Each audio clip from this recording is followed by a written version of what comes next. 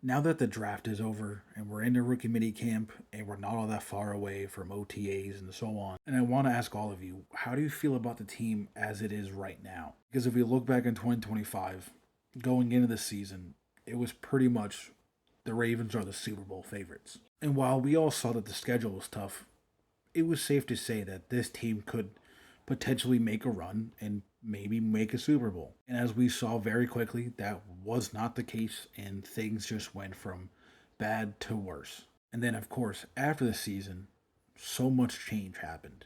Of course, new head coach and Jesse Minter, coordinators, new coaching staff, brand new jerseys, which are absolutely beautiful, by the way. And to those who are in possession of these new jerseys, one, I'm jealous of you. Two, I kind of hate you, respectfully.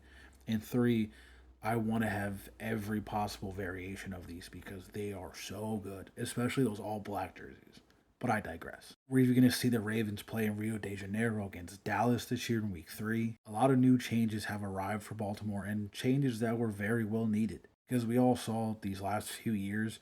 They were some really big highs, especially what we saw in 2023, and some lows in what we saw last year. It did feel like at a certain point, this team kind of just peaked and that there really wasn't a way, at least for how things were going, for things to get any better and to get over that hump for this team to actually become a Super Bowl winning team. And Steve Bisciotti and this, front office felt apparently the same way because they made some massive changes.